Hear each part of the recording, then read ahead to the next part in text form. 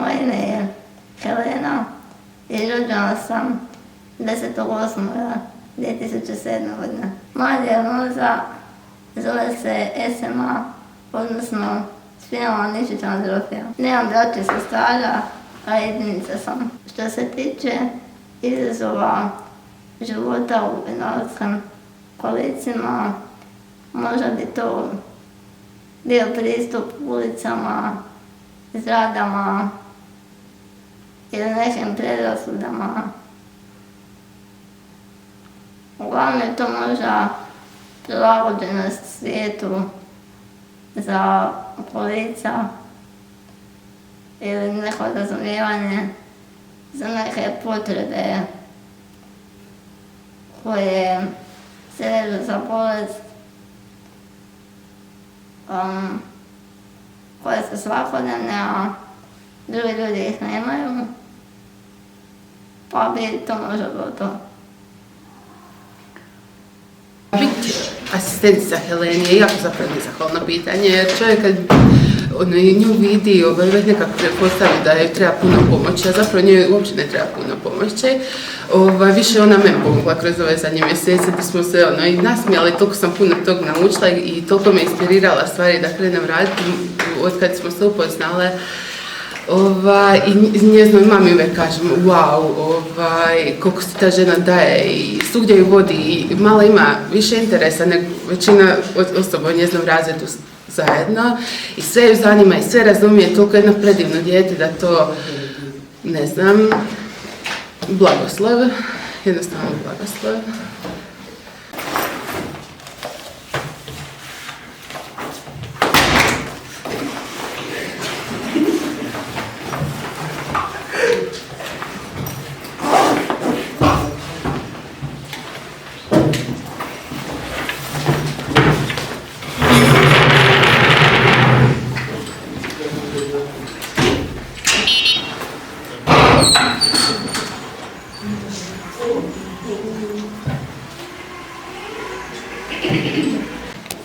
Na kraju sata pokušavam pomoći Heleni tako što pomaknem klupu i otvorim vrata da može lakše izaći. Mislim da ni Helena ni ja nismo znali što nas čeka kad smo došli taj dan u školu, ali učiteljica nam je rekla da se podijelimo u parove i mi smo odmah znali da smo to Helena i ja jer smo uvijek išli u parove. Tad nam je rekla da smislimo svoju basnu. Iako mislim da je to svima nama u razredu bilo čudno jer kao mi idemo 3. razred, šta mi znamo o pisanju, ali mislim da je svako od nas odradio dobar posao jer smo prikazali svoju maštu. I tad smo Helena i ja smislile ovu basnu za koju i dan danas nam je čudno da smo zapravo mi u 3. razredu uspjeli napisati basnu koja je ljudima bila zanimljiva. Ja i Paola inspiraciju smo pronašli u prihvaćanju ideja mladih i njihove sposobnosti kao naša prijevodica Lajna Lih, nisu vjerovali da je ona tako malo sposobna da ima neko značenje, ideju,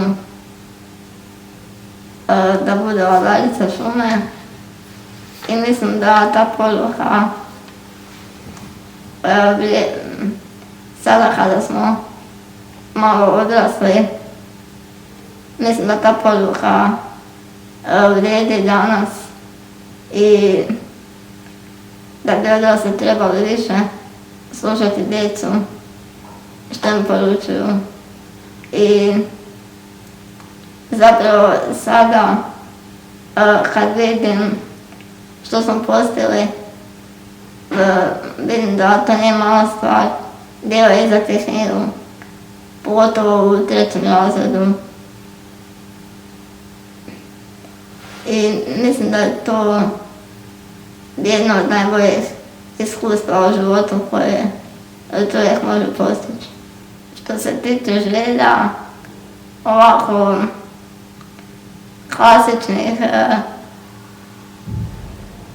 koje bi rekla da svaki čovjek ima, to bi bilo možda putovanje u Pariz.